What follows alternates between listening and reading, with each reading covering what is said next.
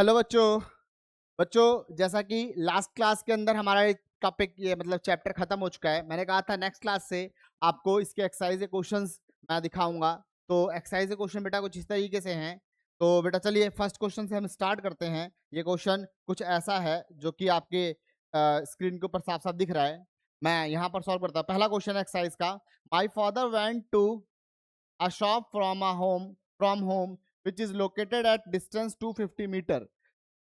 मतलब कोई है जिसके फादर जो हैं वो अपने घर से शॉप तक जाते हैं जो कि 250 मीटर की दूरी पर है। On reaching there he discovered that he forget to carry a cloth bag. वहां पहुंच गए, मार्केट पहुंच गए, शॉप पे पहुंच गए और उनको याद आया कि वो अपना बैग तो भूल ही गए। He came back home to take it, went to shop again, bought provisions and came back. मतलब पहले वो शॉप पे गए, शॉप से वापस आए, सॉरी शॉप पे गए, उनको याद आया ओह मैं तो बैग भूल गया। फिर वो घर पे वापस आए, फिर उन्होंने बैग कैरी किया, फिर शॉप पे गए, फिर वापस आए। तो क्वेश्चन है calculate total distance and displacement. तो total distance and displacement calculate करना है। तो बेटा चलो देखते हैं डिस्टेंस क्या होगा। डिस्टेंस तो देखो बेटा, मार्केट घर से शॉप तक गए थे तो कितनी दूरी गए, 250 मीटर गए। फिर मार्क वहां थैला भूल गए, शॉप से वापस घर पे आए तो 250 मीटर वापस भी आए होंगे। ओके जी। फिर थैला लेकर वापस शॉप पे गए, फिर 250 मीटर गए होंगे। फिर वापस घर पे आए क्योंकि भाई फिर शॉपिंग खत्म हो गई, 250 मीटर गए। तो टोटल कितना चले बेटा, 1000 मीटर। मतलब वो 1 kilometre, 1000 metre sense to be 1 kilometre इतना चले। अब अगर मैं यहीं पर बात करूं डिस्प्लेसमेंट की, तो डिस्प्लेसमेंट याद करिए ना क्या होता है। डिस्प्लेसमेंट होता है shortest path between two points. तो वो घर से गए मार्केट, शॉप पे शॉप पे भूल गए कि अपना थैला भूल गए, शॉप से वापस आए, फिर गए, फिर आए, तो फाइनली आ तो वो घर पे ही गए ना बेटा, आ तो घर पे ही गए ना। तो डिस्प्लेसमेंट क्या हो गई बेटा उनकी, जीरो। क्या हो गई डिस्प्लेसमेंट उनकी, जीरो। देख लिया बेटा फटाफट। फिर नेक्स्ट क्वेश्चन पे हम चलते हैं।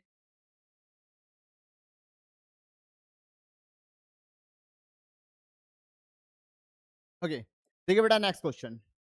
अ student run from the ground to fourth floor. एक स्टूडेंट है जो कि ग्राउंड से, ये ग्राउंड है, बिल्डिंग पे मतलब जाता है। ये फर्स्ट फ्लोर है, ये सेकंड फ्लोर है, थर्ड फ्लोर है और ये फोर्थ फ्लोर है ना।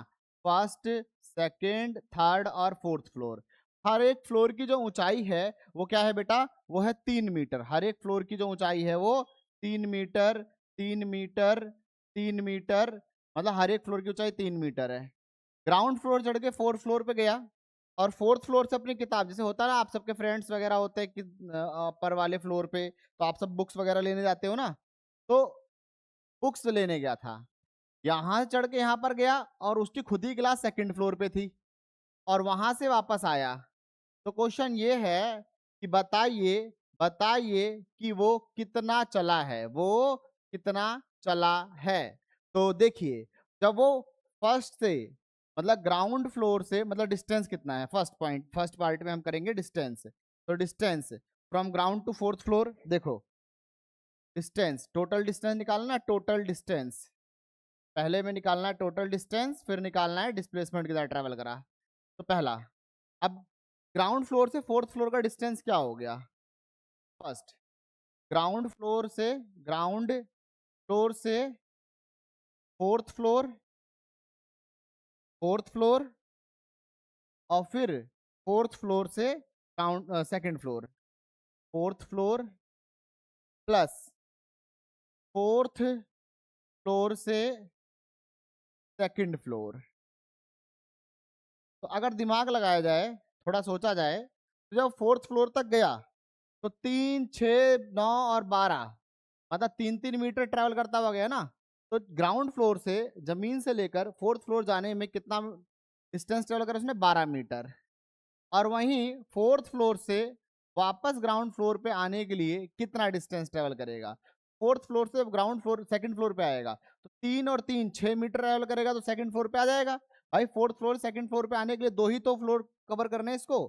तो 3 और 3 6 मीटर, तो कितना चला इसने, 18 मीटर। मतलब ग्राउंड फ्लोर से फोर्थ फ्लोर पे गया अपनी बुक वगैरह कैरी की, फिर वापस आ गए ग्राउंड फ्लोर पे, तो टोटल डिस्टेंस कितना ट्रेवल करा इसने? 18 मीटर। आई बात समझ में? तो टोटल 18 मीटर ट्रेवल करा।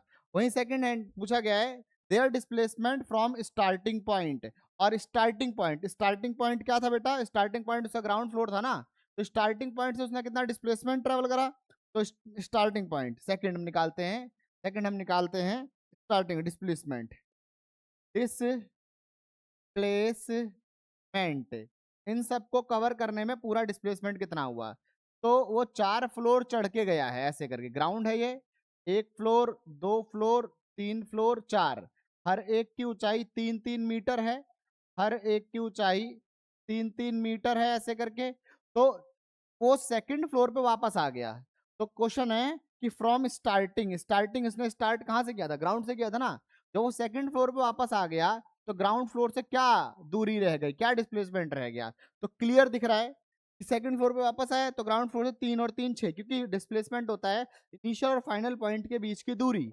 तो इनिशियल ग्राउंड पे 0 था और सेकंड फ्लोर पर था 3-3 6 मीटर चढ़ा, समझे ना? तो टोटल डिस्प्लेसमेंट कितनी हो गई? 6 मीटर। इनिशियल पॉइंट से डिस्प्लेसमेंट कितनी हो गई? 6 मीटर। नोट कर लें बेटा फटाफट, फिर मैं आगे लेके चलता हूँ।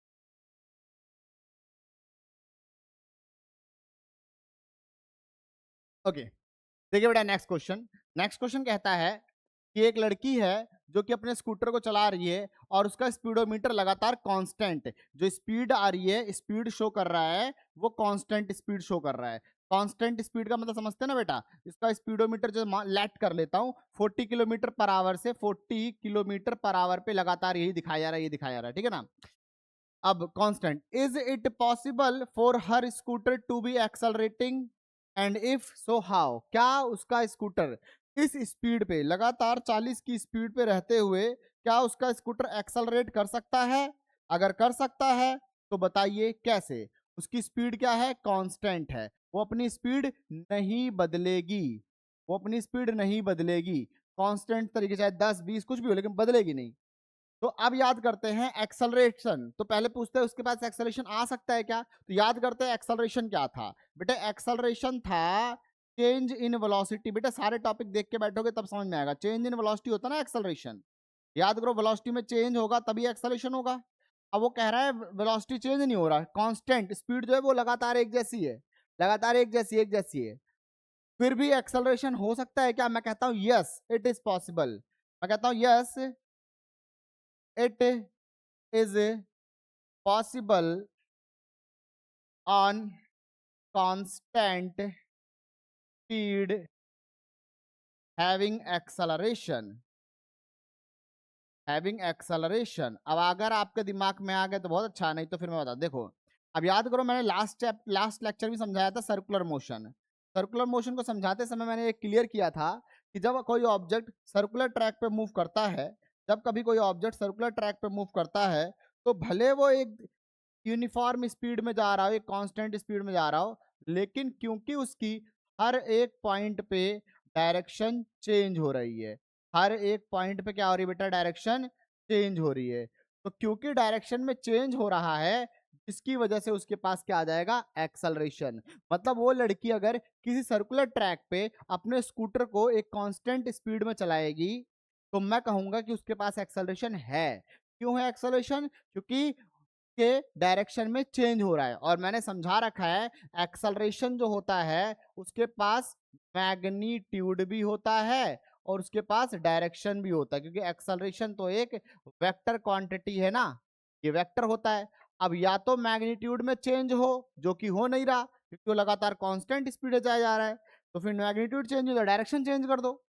तो इफ, कब कब if girl move her scooter on circular path, ये बेटा कंसेप्चुअल क्वेश्चन था।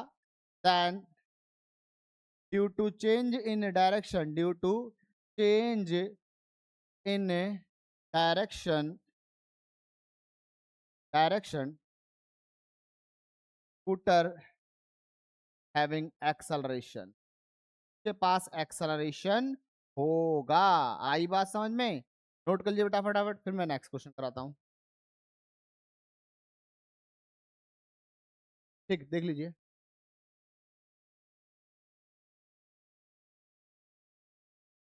आइए बेटा नेक्स्ट क्वेश्चन। तो नेक्स्ट क्वेश्चन है बेटा, ये काइनेमेटिक्स का क्वेश्चन है, काइनेमेटिक्स का क्वेश्चन है, जो कि आपको याद करिए, आपको तीन क्वेश्चन बता रखे हैं। v is equals to u plus a t, s is equals to u t plus half a t square, and v square is equals to u square plus two a s. बेटा हर एक चीज का मतलब याद रखना। v4 होता है फाइनल वेलोसिटी, फाइनल वेलोसिटी होता है। q4 होता है initial velocity, initial velocity. S4 होता है डिस्प्लेसमेंट, डिस्प्लेसमेंट। A4 होता है एक्सेलरेशन, एक्सेलरेशन। और T4 होता है टाइम। तो बेटा ये सारी चीजें याद रखना ताकि क्वेश्चन सॉल्व करने में आसानी हो। मैंने समझा रखा है, लेक्चर देख के आटना एक बार। A car starting from rest, एक कार है जो कि रेस्ट से स्टार्ट हो रही है। तो बेटा सिंपल सी बात है, अगर कार रेस्ट पे थी, अगर कार रेस्ट पे थी तो शुरू में स्पीड क्या हो गई उसकी, जीरो हो गई। तो जो डेटा दिया आता है बेटा उसको लिखते जाओ, मतलब यू क्या हो गया उसका, जीरो हो गया। ऐसे ही समझ में आता है, न्यूमेरिकल ऐसे ही समझ में आता है। जो जो जैसा जैसा डेटा दिया आता है पहले उस डेटा को हम लिखते हैं, उसके बाद हम उसके ऊपर अप्रोच लगाते हैं कि कैसे करेंगे हम उसको आगे, समझे। तो उसकी एक्सेलरेशन मतलब उसकी रेस्ट पे था, and its velocity reach 24 metre per second in 6 second. कहने का मतलब टाइम लगा 6 सेकेंड का, और उसकी वेलोसिटी हो गई, तो ये फाइनल वेलोसिटी कितनी आएगी, 24 मीटर पर सेकेंड। ये उसकी फाइनल वेलोसिटी हो गई। अब क्वेश्चन है find acceleration and distance travel in 6 second.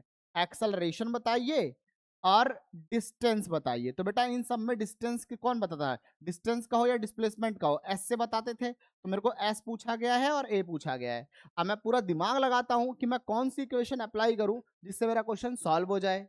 तो फिर मैंने देखा, देखो v दे रखा है, u दे रखा है, t दे रखा है, तो कौन सी इक्वेशन सबसे अच्छी इक्वेशन, ये वाली ऊपर वाली दिख रही है। बेटा वैसे इस मैथ में होता है ना कि तीन चार चीजें होती हैं, तो उसमें दो तीन चीजें दे रखी होती है, एक निकालना होता है। हमें बस सिलेक्ट करना होता है कौन सी इक्वेशन लगेगी। अगर आप अप्रोप्रिएट तरीके से सिलेक्ट कर लेंगे तो आपका आंसर आ जाएगा बार बार।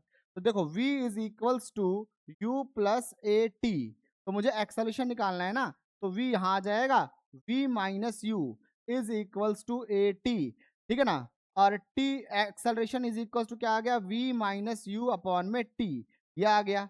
फाइनल वेलोसिटी क्या रखी है इसकी, 24 kilometre metre per second. 24 minus initial velocity क्या रखी है, 0, 0 डिवाइड बाय टाइम कितना लगा, 6।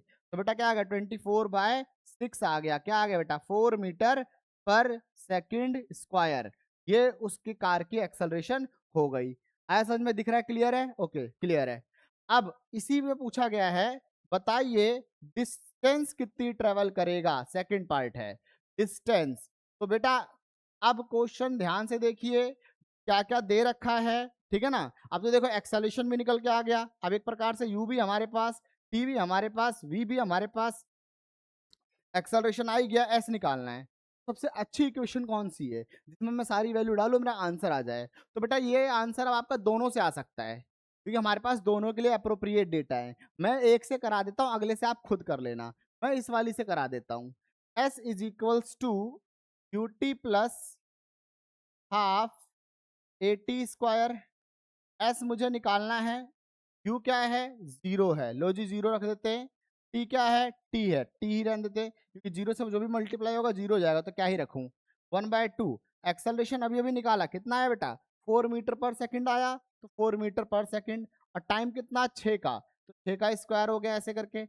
S is equals to 2 into में 36, 6 का स्क्वायर 36 होता है, तो कितना हो गया, 36, सॉरी 36, कितना हो गया, 72 मीटर। इसका मतलब उस पार्टिकल ने या उस कार ने डिस्टेंस कितनी ट्रेवल करी, 72 मीटर, ये डिस्टेंस ट्रेवल करा, ठीक है बेटा। तो काइनेमेटिक्स वाले क्वेश्चन सॉल्व करने के लिए, इक्वेशन ऑफ मोशन वाले क्वेश्चन सॉल्व करने के लिए पहले आपको क्लियर होना चाहिए। तो क्लियर करने के लिए बेटा थोड़ा सा आप रिवाइज करके बैठे तभी होगा, ऐसे देखने से नहीं होगा सिर्फ, ठीक है। चलिए नेक्स्ट क्वेश्चन पे चलते हैं, नोट कर लीजिए।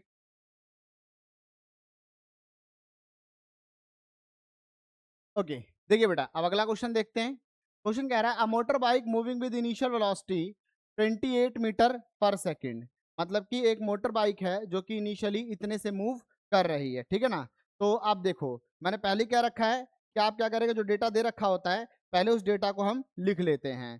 तो क्वेश्चन में दे रखा है 28 metre per second. Answer initially, नाम खुद ही कह दिया, तो इनिशियल को हम किससे लिखते हैं, यू से। तो यू दे दिया 28 मीटर पर सेकेंड, ये दे दिया। And constant acceleration stop after travelling 98 metre, कहने का मतलब वो कितनी दूर चल रहा है, डिस्प्ले डिस्टेंस कितनी ट्रेवल कर रहा है, 98 मीटर की डिस्टेंस ट्रेवल कर रहा है, उसके बाद उसको रोक दिया गया। ठीक है ना। Find the acceleration of the motor bike and the time taken to come to stop. देखिए पहली बात तो देखो, अरे देखो टाइम कितना लगा जब वो स्टॉप हो गया। दूसरी बात हमको ये निकालना है acceleration of the motor bike जब उसको फाइनली रोक दिया गया। देखो ऐसे जी, जब फाइनली रोक देंगे तो बेटा फाइनल वेलोसिटी जीरो हो जाएगी ना उसकी। मतलब सिनेरियो कुछ ऐसा है कि एक मोटर बाइक है, मोटरसाइकिल है ऐसे करके, तो मोटरसाइकिल का जो ड्राइवर है मतलब जो भी है, तो वो भगाता है उसको 28 मीटर पर सेकंड से भगा रहा है बड़ी तेजी से, 28 मीटर पर सेकंड से उसको भगा रहा है। जब वो 28 मीटर पर सेकंड से भगा रहा है, फिर उसने देखा कि भाई वो तो पहुंचने वाला घर वर जहां भी जा रहा था। फिर उसने क्या करा, उसको रोकने की कोशिश करी। और वो कितनी देर में रुक गया, वो 98 मीटर चलते चलते रुक गया, मतलब स्पीड घटाने लग गया ना। तो ये स्पीड घटाएगा तो स्पीड में जब चेंज आएगा, वेलोसिटी में चेंज आएगा, तो एक्सेलरेशन तो होगा ना। चाहे वही बढ़े चाहे घटे, एक्सेलरेशन होता है, उसे रिटार्डेशन कहेंगे जब वो घट रहा होगा। खैर 98 मीटर के बाद वो रुक जाता है। तो अब वो ऐसे चलता चलता 98 मीटर गया और यहाँ पर उसका स्कूटर रुक गया, यहाँ पर उसका स्कूटर रुक गया। तो फाइनल क्या आ गया, वो जीरो पे आ गया। इनिशियली चला कितने से था, वो इतने चला था। पहली बात तो यहाँ से यहाँ पहुंचने में टाइम कितना लगा पहले ये बताइए, मतलब ये बताइए। और दूसरी बात ये भी बताइए एक्सेलरेशन क्या था। तो मैं क्या करता हूँ, पहले एक्सेलरेशन निकाल लेता हूँ, एक्सेलरेशन क्या था उसका यहाँ से यहाँ आने में। तो बेटा मेरे को दे क्या रखा है, मुझे यू दे रखा है, मुझे एस दे रखा है, मुझे फाइनल वेलोसिटी दे रखी है, ए निकालना है। फिर मैंने अपना थोड़ा दिमाग लगाया, तो सबसे अच्छी इक्वेशन ऑफ मोशन कौन सी है। सबसे अच्छी इक्वेशन ऑफ मोशन मुझे याद आई, fifth equation, third equation of motion अगर ध्यान करूं। थर्ड इक्वेशन ऑफ मोशन में देखिए क्या था, में था p का square is equals to u का स्क्वायर प्लस 2as। हमारे काम का सारा चीज है इसके अंदर। बी स्क्वायर क्या होता है, you square plus 2as। Finally velocity क्या हो गई, जीरो हो गई। इनिशियल किससे भाग रहा था, 28 से, तो बेटा ये हो गया 28 का स्क्वायर हो गया प्लस 2। एक्सेलरेशन क्या है उसकी, यही तो मैंने निकालना है। और डिस्प्लेसमेंट क्या है उसकी, डिस्प्लेसमेंट 98 मीटर पे जाके ये रुका। समझे बेटा। तो अब क्या करेंगे, अब हम इसको सॉल्व कर देंगे। 28 का स्क्वायर इधर होके आएगा ऐसे, और सामने चलेगा माइनस का 96 मल्टीप्लाई 28, 180 और 196 क्या होगा, माइनस का 196 ए हो गया। क्या करा बेटा मैंने, इस पूरी इक्वेशन को उठा के सामने फेंक दिया, तो प्लस का था तो माइनस हो गया। तो बेटा एक्सेलरेशन इज इक्वल टू क्या आ गया, 28 मल्टीप्लाई 28 डिवाइडेड बाय 196। बेटा इसमें भी अगर आपको दिक्कत होगी तो इसका मतलब मैथ आपकी बहुत ज्यादा वीक है। कि 28 का स्क्वायर तो उसको दो बार ओपन कर दिया मैंने, और एक्सेलरेशन जो था उसको मैंने काट के नीचे लेकर आ गया। तो जब मैं एक्सेल जब सॉल्व करूंगा तो आंसर आ जाएगा। जैसे कि मैं सॉल्व कर देता हूँ, आंसर क्या आ जाएगा मैं आपको बता देता हूँ, ठीक है ना। तो मैंने जब इसको कैलकुलेट किया, मैं कैलकुलेटर यूज कर सकता हूँ, आप नहीं कर सकते बेटा, आपको अलाउ नहीं है अभी। 196 4 आ जाएगा लगभग आंसर। क्या आ जाएगा बेटा इसका आंसर, 4, वो भी माइनस का, क्योंकि देखो माइनस है ना यहाँ पर, तो माइनस, तो माइनस का 4 मीटर पर सेकंड स्क्वायर।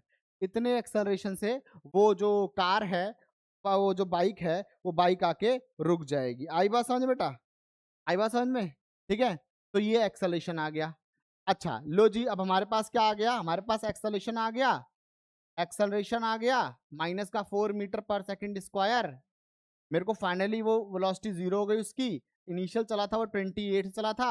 अब क्वेश्चन ये है, बताइए कितनी देर में वो रुका। दूसरा, दूसरा पार्ट, टाइम बताइए कितनी देर में कार या बाइक जो है वो रुक गई। तो इसके लिए अब क्या करें, तो एक काम करते हैं, कितनी देर में रुकी ना, तो कितनी देर में रुकने के लिए मेरे पास कौन सी अच्छी इक्वेशन है। मैंने थोड़ा दिमाग लगाया, थोड़ा सोचा, तो v is equals to u plus a t मेरे को समझ में आ गया। बेटा ये ऐसे आप दिमाग चलाएंगे, रोक के ऐसे आप दिमाग चलाएंगे, ठीक है। तो देखो v is equals to u plus a t, ये हो जाएगा। फाइनली क्या हो गया, जीरो हो गया। इनिशियली चला कितना है, 28 चला था, माइनस एक्सेलरेशन क्या हो गया, 4 हो गया ना ये। तो इसको जब रखूंगा तो माइनस के साथ रखा जाएगा ना, इंटू में टाइम टी।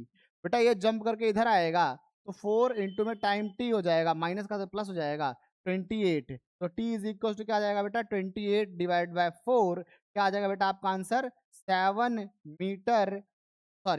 सेकेंड, क्योंकि टाइम निकालना है ना, तो मीटर पर सेकंड में थोड़ी आएगा, तो सेकंड में आएगा।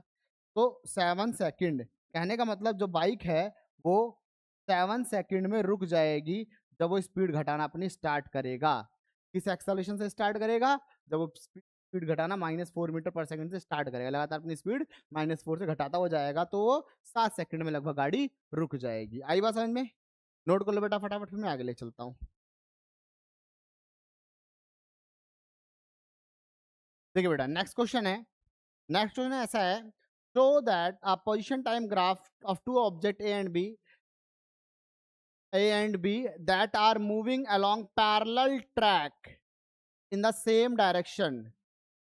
Do object A be ever have equal velocity? देखिए बेटा पैरेलल ट्रैक पे कहाँ मूव कर रहे हैं, 5 सेकंड पे, देखिए यहाँ पर 5 सेकंड में यहाँ पर आ रहा है, यहाँ पर। तो बताइए दोनों की वेलोसिटी जो है वो दैट पर्टिकुलर टाइम पे सेम होगी क्या जब वो पैरेलल ट्रैक पे मूव कर रहे होंगे? हाँ बिल्कुल सही बात है, यस यस का आंसर सेम यस है। क्या? क्योंकि दोनों की वेलोसिटी ए और बी जब एक ही पैरेलल ट्रैक पे मूव कर रहे होंगे तो उनकी वेलोसिटी क्या होगी? सेम होगी for that instant of time. क्यों? क्योंकि देखो वेलोसिटी क्या होता है, वेलोसिटी होता है डिस्प्लेसमेंट अपॉन टाइम। तो 5 सेकंड में देखो इस वाले टाइम पे, देखो इस पैरेलल ट्रैक, पैरेलल यहीं पर हुए दोनों, इस वाले टाइम पे देखो दोनों की पोजीशन जो है वो ये रही, दोनों की डिस्प्लेसमेंट यही है, यही दोनों की डिस्प्लेसमेंट है, दोनों के डिस्प्लेसमेंट इस 5 सेकंड में यही है। तो displacement this time this for particle A, और डिस्प्लेसमेंट दिस जो भी ए होगी फॉर पार्टिकल बी ऑल्सो। दोनों की डिस्प्लेसमेंट पर्टिकुलर दैट इंस्टेंट के लिए, क्या है? सेम है ना। जब दोनों की डिस्प्लेसमेंट इस इंस्टेंट के लिए सेम है तो दोनों की वेलोसिटी भी सेम होगी, yes, because position at that instant is equal. क्या बेटा? उनकी पोजीशन जो है वो इक्वल है। नोट कर लो बेटा, फिर मैं नेक्स्ट क्वेश्चन बताता हूँ। ओके देखिए बेटा ये नेक्स्ट क्वेश्चन देखते हैं।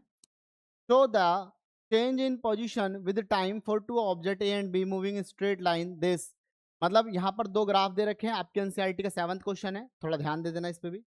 अब एक पार्टिकल है ए से लेकर, यहाँ से स्टार्ट करता है ओरिजिन, जो पार्टिकल ए है ओरिजिन से स्टार्ट करता है और पोजीशन उसकी यहाँ पहुंच जाती है। और बी वाला पार्टिकल ऐसे टेढ़ा जाता है वो यहाँ पहुंच जाता है ना। अब कह रहा है चारों स्टेटमेंट्स में कौन कौन सी स्टेटमेंट सही है, कौन सी स्टेटमेंट गलत है। चलिए हम पहले इसको थोड़ा सा ध्यान से समझते हैं, ठीक है ना। थोड़ा सा बड़ा कर देता हूं मैं। तो देखिए स्पेस चाहिए होगा थोड़ा लिखने के लिए। देखिए पहली स्टेटमेंट, देखो पहला पार्टिकल जो है यहां से यहां पहुंचा, ए वाला पार्टिकल, बी वाला पार्टिकल भी यहां से घूमता हुआ गया, लेकिन गया वो भी यहीं पर, ए भी यहीं गया वो भी। अब पहला statement, average velocity of both over 10 second is equal. तो पहले एवरेज वेलोसिटी समझ लेते हैं, फिर ये कॉन्सेप्ट क्लियर होगा। पहला एवरेज वेलोसिटी क्या होता है? एवरेज वेलोसिटी होता है displacement upon time, displacement upon time. अब अगर ध्यान दें तो ए वाले ने कितना डिस्प्लेसमेंट ट्रेवल करा, मैं सिंपलिसिटी के लिए एक चीज कंसीडर कर लेता हूं इस पोजीशन वाले पे। यहां मैं इसकी पोजीशन में मान लेता हूं, यहां पर, यहां बेटा मैं 100 मीटर मान लेता हूं, यहां पर मैं मान ले रहा हूं सिर्फ, वैसे दे नहीं रखा लेकिन मान लेता हूं, और यहाँ 10 सेकेंड। तो अगर दिमाग लगाया जाए तो वो जो 100 मीटर चला है, वो पहला पार्टिकल ए जो 100 मीटर चला है वो कितनी देर में चला है? वो 10 सेकंड में चला है। 100 मीटर कितनी देर में चला? 10 सेकंड। तो एवरेज वेलोसिटी क्या हुई? 100 मीटर डिवाइड बाय 10 सेकंड। तो ए वाले का मैं निकालूंगा 100 मीटर डिवाइड बाय 10 सेकंड, तो कितना आंसर आएगा बेटा? 10 आ जाएगा। उस तरीके से बी की एवरेज वेलोसिटी निकालूंगा, तो बी भी तो चाहे वो घूम के आया हो, थोड़ा सा, लेकिन गया तो 10 सेकंड में, वो भी 100 मीटर ही है, तो उसकी भी वेलोसिटी क्या हो जाएगी? वही 10 डिवाइडेड 100 डिवाइड बाय 10, तो कितना आंसर है? 10। तो इसका मतलब पहला स्टेटमेंट सही है कि एवरेज वेलोसिटी दोनों की क्या है, इक्वल है। पहला स्टेटमेंट क्या है, करेक्ट है, ठीक है ना, कि दोनों की both having equal average velocity, both having equal average velocity, equal average velocity, दोनों के पास जो एवरेज वेलोसिटी है वो क्या है, सेम है। चलिए अब सेकंड बात समझते हैं, average speed of both over 10 second are equal. चलो ये वाली स्टेटमेंट देख लेते हैं, क्या ये करेक्ट है कि दोनों की एवरेज स्पीड, बेटा अब एवरेज स्पीड डिस्कस कर लेते हैं, क्या होता है, एवरेज स्पीड होता है total distance upon total time, total distance upon total time ना। तो जब ए वाला पार्टिकल ओरिजिन से स्टार्ट हुआ, ओरिजिन से यहां से स्टार्ट हुआ और वो यहां तक गया, तो 10 सेकंड में डिस्टेंस कितना ट्रेवल करा, 100 मीटर, जस्ट कंसीडर कर रहा हूं। टोटल डिस्टेंस ए वाले पार्टिकल ने कितना ट्रेवल करा 10 सेकंड में, 100 मीटर। बी वाले पार्टिकल ने 10 सेकंड में कितना डिस्टेंस ट्रेवल करा, 100 मीटर। तो भाई दोनों ही तो सेम डिस्टेंस ट्रेवल कर रहे हैं ना सेम टाइम में।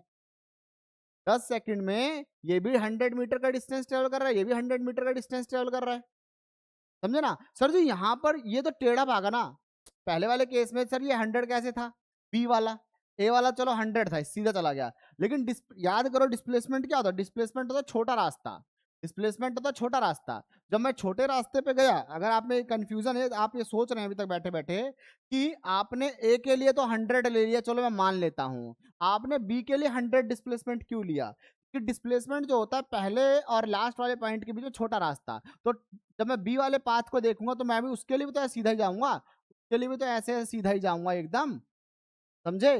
वो भले ऐसा दिख रहा है टेढ़ा टेढ़ा, लेकिन जाना तो सीधा ही पड़ेगा ना एकदम डिस्प्लेसमेंट के लिए, क्योंकि डिस्प्लेसमेंट कोई ऑब्जेक्ट ऐसे ऐसे चल के जा रहा हो और कहे डिस्प्लेसमेंट बताओ, तो डिस्प्लेसमेंट इस पॉइंट से इस पॉइंट का क्या होगा, यही यही तो होगा, सबसे छोटा रास्ता डिस्प्लेसमेंट का, तो सबसे छोटा रास्ता।